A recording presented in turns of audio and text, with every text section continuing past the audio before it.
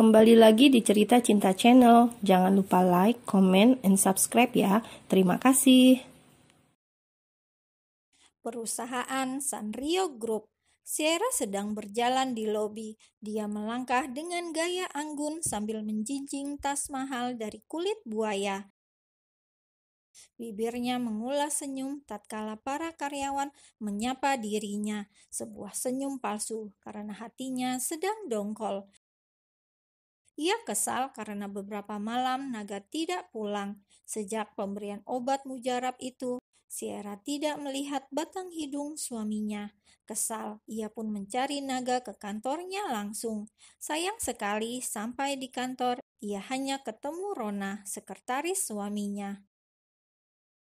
Dia belum berangkat. Sierra menatap tidak percaya pada Rona.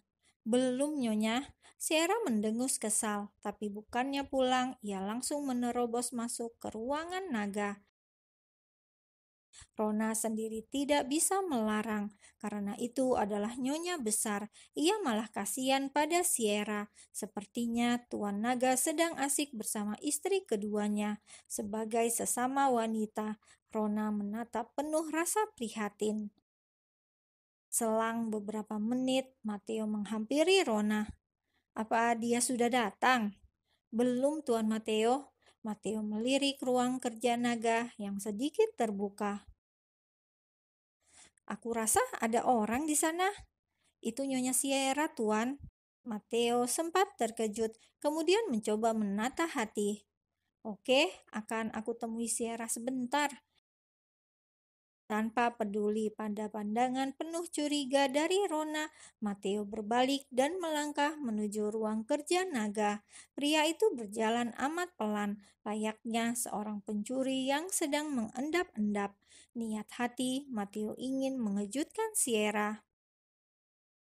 Namun ketika ia melihat sosok punggung yang membelakangi dirinya, Matteo malah diam terpaku, menikmati pemandangan di depannya. Sierra sedang berdiri di depan jendela kaca yang lebar, menatap langit di atas gedung lantai yang tinggi. Wajahnya nampak sendu. Gedung ini bisa ia beli, tapi tidak dengan pemiliknya. Ternyata uang tidak bisa membuat orang yang ia sukai jatuh cinta. Naga lebih tertarik pada wanita murahan tak berkelas daripada dirinya yang jelas asal-usulnya. Kurang apakah dirinya? "Aku bahkan sangat setia," batin Sierra. Tanpa sadar sudut matanya sudah berair, tangannya pun mengusap. "Kenapa dia terlihat sedih?" tanya Matteo dalam hati saat melihat siluet Sierra dari belakang. Wanita itu diam mematung, matanya lurus ke depan. Dari caranya berdiri, sepertinya ada beban berat di benaknya, pikir Matteo.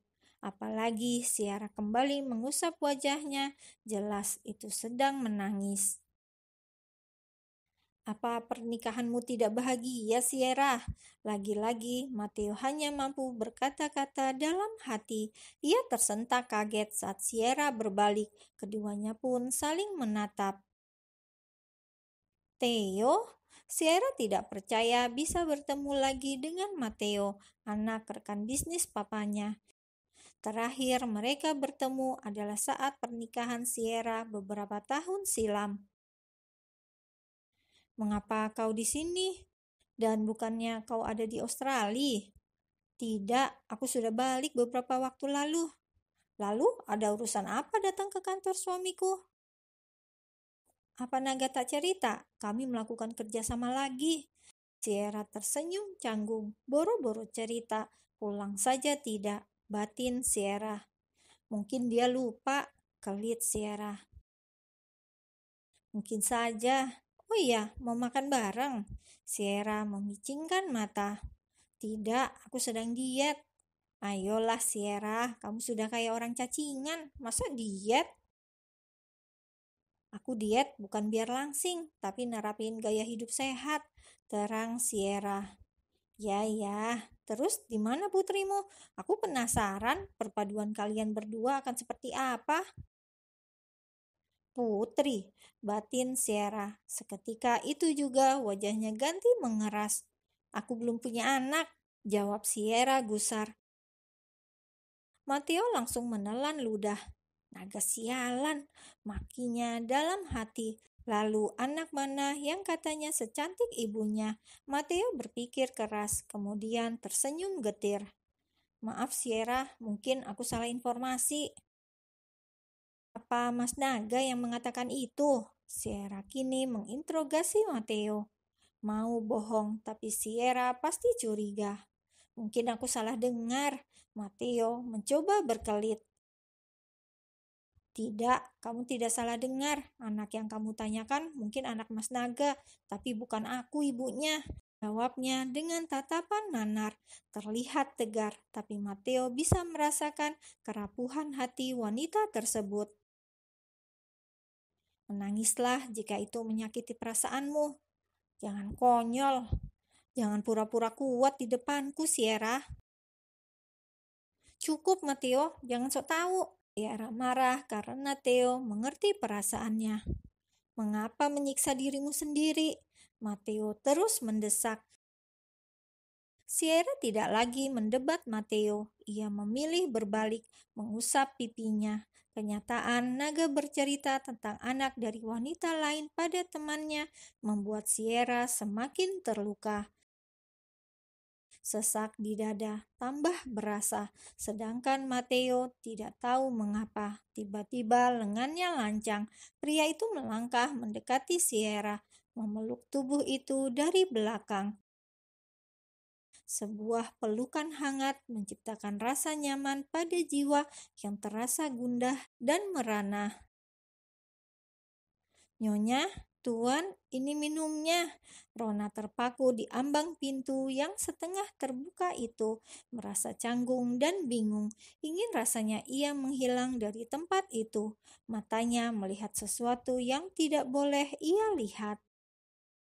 Sierra langsung menoleh saat mendengar suara Rona. Ia kaget bukan main dan langsung melepas lengan Mateo yang semula mendekapnya dengan erat.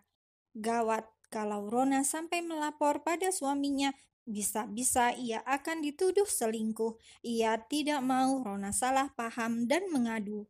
Rona, tunggu! Sierra mengejar sekretaris suaminya yang pergi karena rasa malu. Sementara Rona sembari berjalan, mulut wanita yang memiliki rambut sebahu itu komat-kamit. Ia merutuk. Harusnya tidak masuk ke ruangan Tuan Naga. Kalau sudah begini, mereka yang mesra-mesraan, tapi dia yang malu besar. Hah, sial, rutuknya sambil terus berjalan. Kau tak mendengarku, bentak Sierra yang sudah berdiri di samping Rona. Iya, Nyonya Sierra, maaf saya tidak lihat apa-apa tadi. Wanita itu menundukkan wajah. Saya tahu kamu lihat. Ingat pesan saya, kalau sampai Naga tahu, kamu saya pecat dan mutasi ke kantor cabang yang ada di pelosok. Ancam Sierra. Ia mengancam karena juga merasa takut bila Rona ember dan mengadu pada Naga. Baik, rahasia ini akan saya bawa sampai liang lahat. Rona, teriak Sierra kesal. Theo hanya memeluk untuk menenangkan diriku. Jangan berlebihan, aku tidak berselingkuh, ujar Sierra. Ia tidak mau Rona memandang rendah padanya. Hanya karena dipeluk bukan berarti selingkuh, pikir Sierra. Saya tidak bilang kalian berselingkuh. Rona langsung mengatupkan bibir. Duh, sepertinya ia harus mengerem mulutnya. Harusnya ia diam saja. Aku tahu apa yang kamu pikirkan. Bila sampai kejadian tadi bocor, pokoknya itu bersumber darimu. Rona pun hanya menundukkan wajah dengan dalam. Sudah, kamu boleh pergi, titah Sierra pada sekretaris Naga. Setelah Rona menjauh dari belakang, Mateo malah menyusul dirinya. Stop, jangan dekat-dekat. Kontan saja, Mateo mengerem mendadak langkah kakinya. Jual mahal banget, persis 10 tahun silam, batin Mateo. Aku hanya mau ke ruanganku. Sengaja ingin membuat Sierra kesal. Mateo pun berjalan melewati wanita itu. Sierra sendiri tambah cemberut. Datang ke perusahaan Sanrio hanya menambah masalah. Tidak ingin Matteo mengontaminasi pikirannya, Sierra memutuskan kembali pulang. Ketika Sierra berbalik, di situ Matteo langsung keluar dari ruang kerjanya. Ia mengintip, menatap punggung wanita itu diam-diam. Punggung yang tadi berhasil ia peluk, aromanya masih sama. Sierra memang sosok yang membuatnya berkesan saat ia muda dulu, sebelum menikah dan kini jadi duda tanpa anak. Ah, sial, mengapa kamu lebih suka si naga? Tanya Matteo pada bayangan Sierra yang lama-lama semakin menjauh dan hilang.